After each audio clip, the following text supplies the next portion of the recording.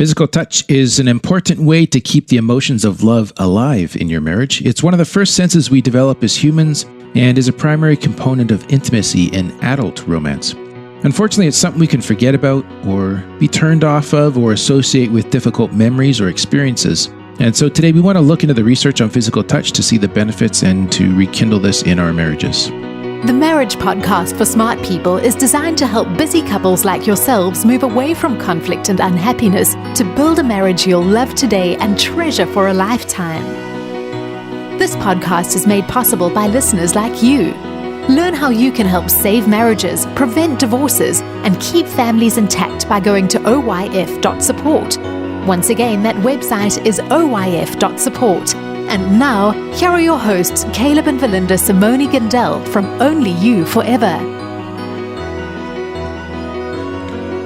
Welcome to the Marriage Podcast for Smart People. If you want to build a thriving, passionate marriage, we've got the research, the truth, and the answers you're looking for. We have a touching episode for you this week. This is episode number 258, and today we're going to be talking about the importance of physical touch in marriage. Hey there, before we get started, if you missed last week's episode, we discussed how retirement affects marriage. It's worth going back and checking out. Also, make sure you hit the subscribe button so you don't miss any upcoming shows from us. And remember, if you're struggling with your marriage, we offer sound research-based advice, and most of all, we offer hope. Okay, let's get into the topic of touch. Okay. Does touch even matter? Or are we just being gushy-mushy? It does, actually.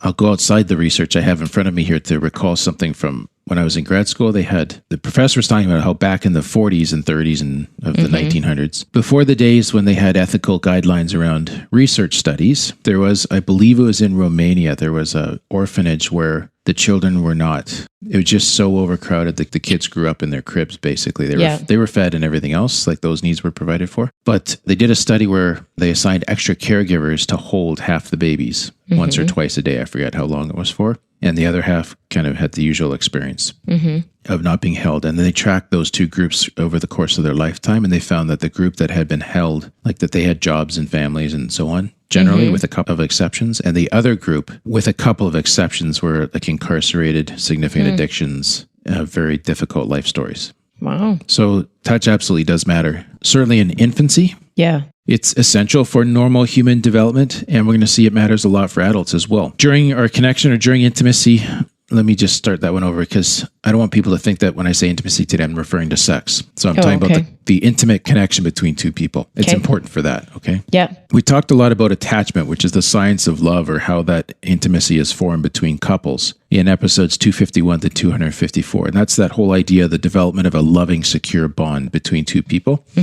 And there's a large body of research literature on the beneficial effects of touch for attachment, typically first of all in the mother-infant realm, and soothing as well during infancy, and in that very important infant-caregiver relationship. So the touch at the start of life is formational for healthy intimacy later in life as adults. And so we're focused obviously on marriage for our show, and we want to talk about touch in that context. And this is the kind of affection which includes any touch that's intended to arouse feelings of love in the giver and or in the recipient. So that's the kind of touch that we're interested in discussing here. And while we use the word arouse in that definition, loving touch can be both non-sexual or sexual. And really both are important.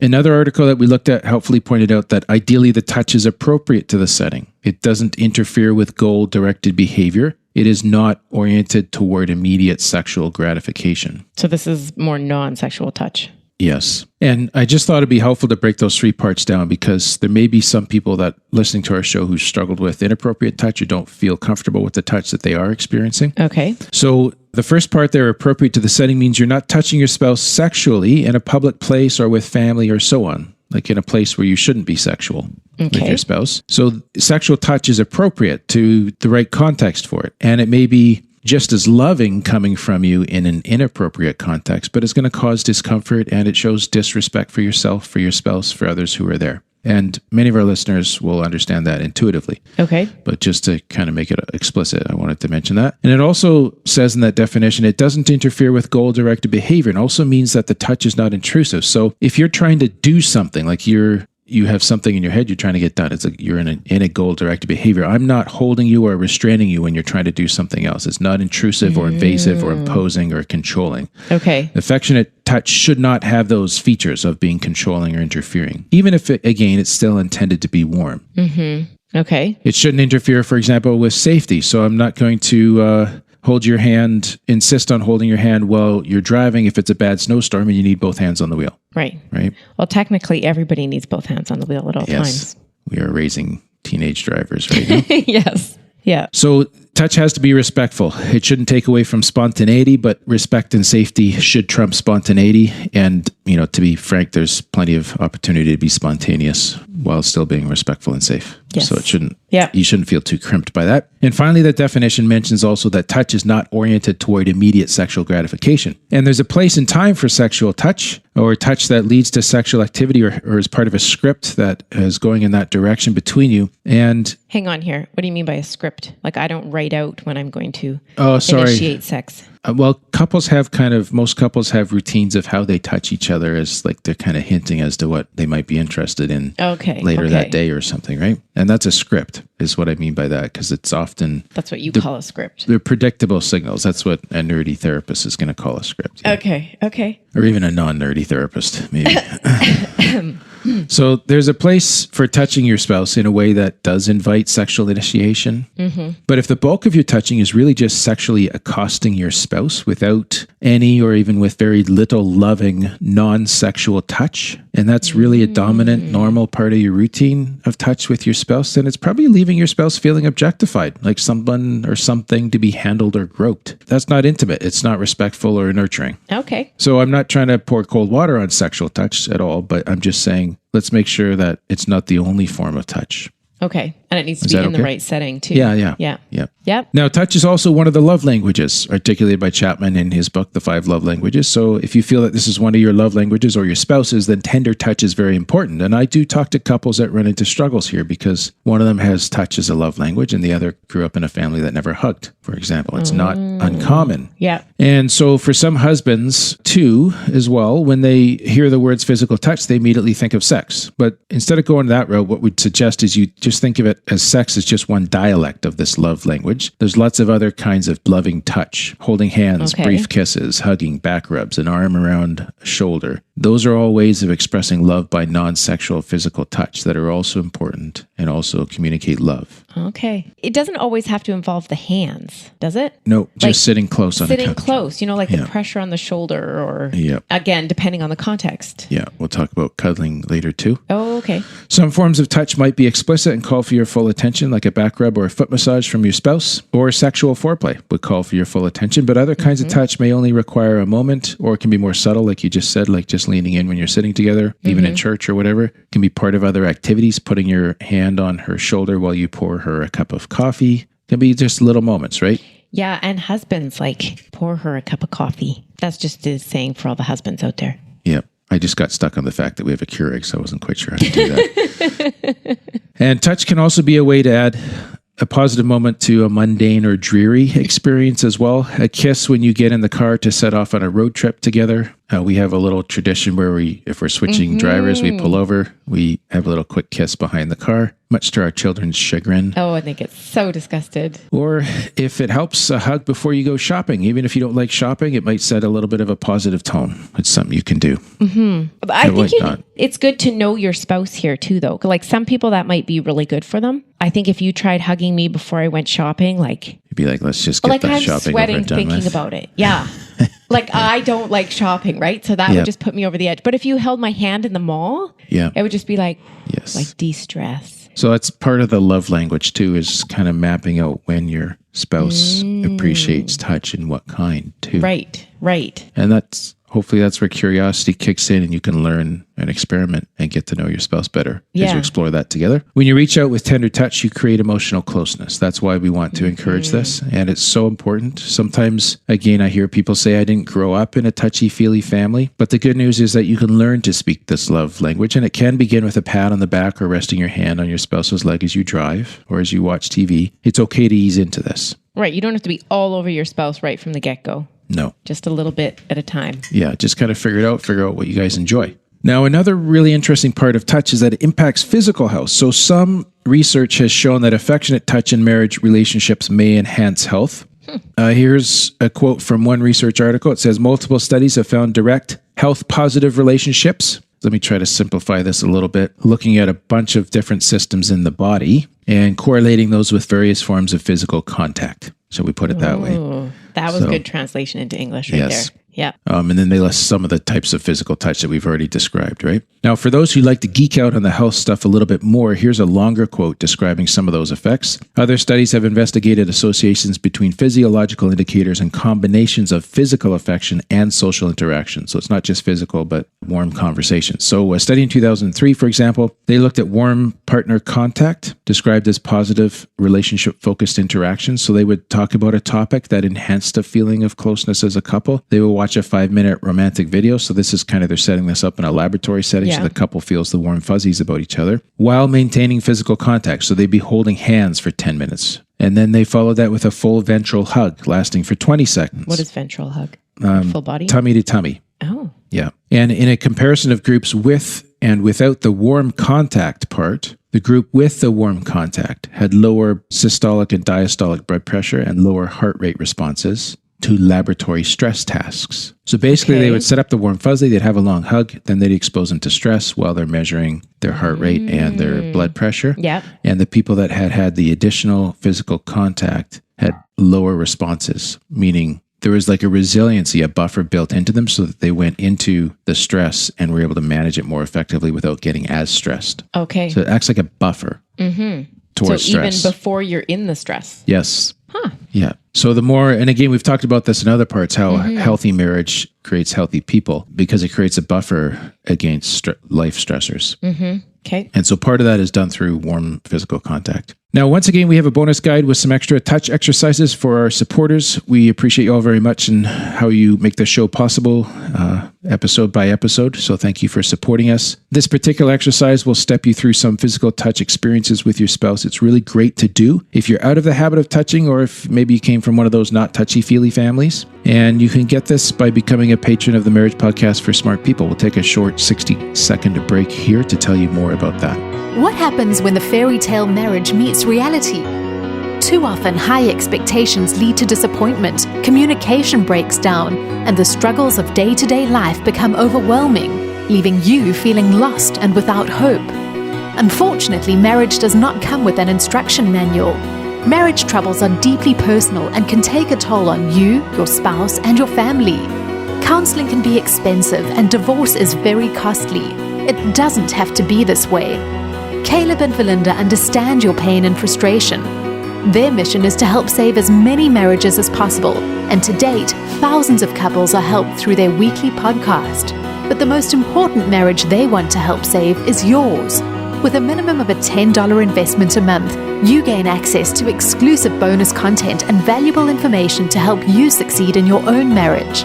Learn more about saving marriages and how you can help at oyf.support. That's oyf.support. You're listening to the Marriage Podcast for Smart People. Before the break, we were talking about how touch impacts physical health. Yep, we were.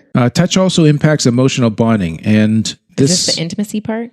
Yep, a little bit, but it actually kind of crosses back over to the physical bit because it gets a little bit hard to separate them here, but that's okay. There was a study in 2006 where they used a different term, but I like to put it in colloquial language. So they actually zapped women with an electrical charge while they held the experimenter's hand or while they held their husband's hand. That's bizarre. Sorry. Yeah. Here, come on in here so I can zap you with an electrical charge. People signed up for it. So maybe that's bizarre too. I don't know. This is welcome to the field of psychological research. Anyways, the shock was not perceived as threatening if the wife was holding someone's hand. Okay. But if the wife was happily married, this is an additional observation, the part of the brain that's threat responsive was even calmer if she was holding her husband's hand. So in other words, the more happily married you are, if you're holding your husband's hand, the less threatening the world around you becomes. Ooh. So that's like me shopping. Yes. If you hold my hand. Find shopping to be threatening. Oh, honey, it is. It's like traumatic. So another study we found looked at non-sexual cuddling, whole body touching that was intimate and physical and loving. They looked at cuddling before falling asleep and also during waking up and just kind of noted what people said about their experiences. And they really kind of qualified or tried to group and measure all those responses. And on average, the participants reported feeling very protective and very nurtured. They found the cuddling to be moderately relaxed and peaceful, very much enjoyable, felt very positive after cuddling. They rarely brought up sexual themes in response to questions about what they did or felt.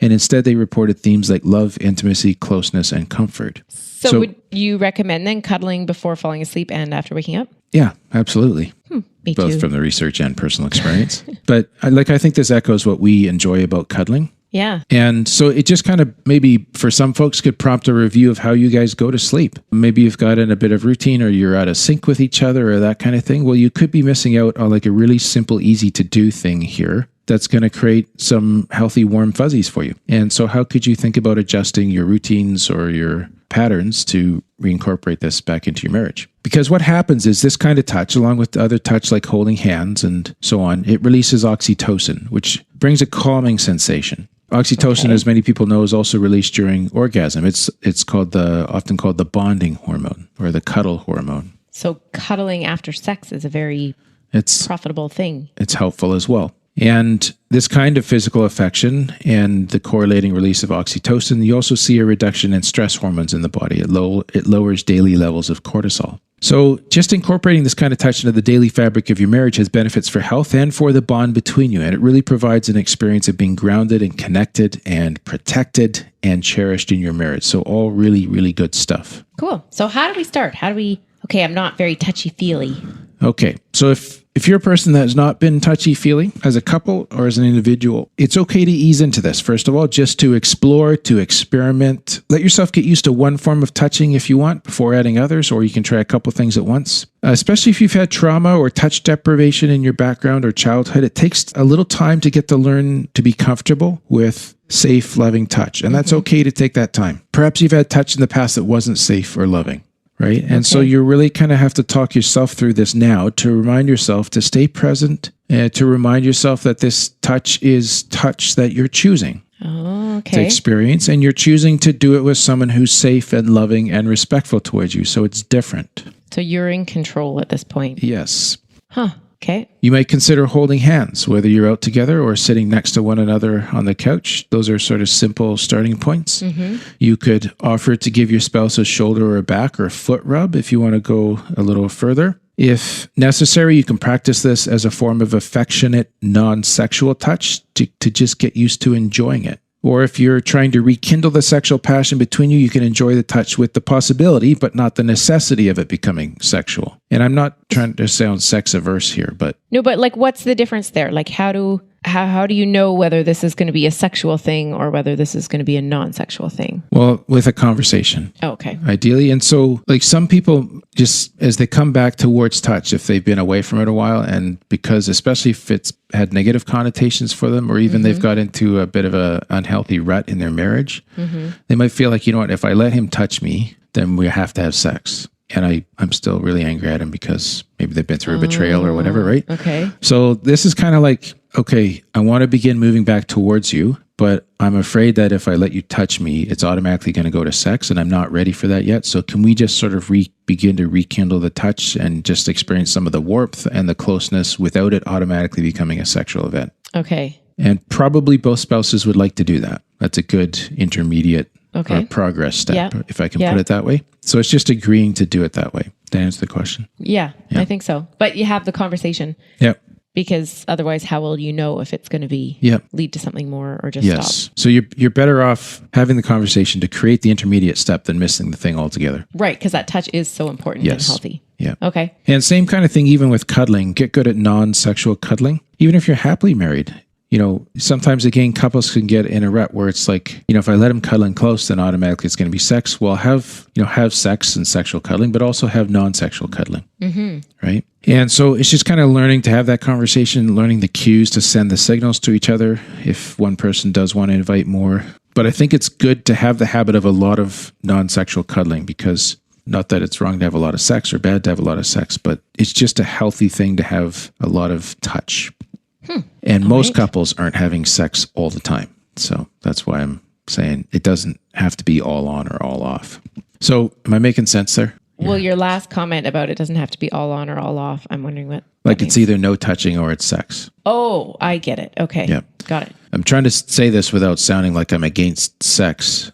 No, but I'm just sort of pushing back on the not turning everything sexual thing so that there's room for a lot of enjoyable touch. But you can still have non-sexual cuddle after sex. Yes. And you can still have sex after cuddling. Yeah. It's fine, but yeah, it's balance, right? Yeah. So you want to, for this kind of touch, initiating those hugs or kissing in the same way. Again, it can be non-sexual gestures of affection or appreciation or warmth. Hold those hugs, for example. Try to hold them for several seconds at first, and then maybe for 20 seconds, 30 seconds. If you want more on hugging, we talked about that in one of our early episodes on the Marriage Podcast for Smart People.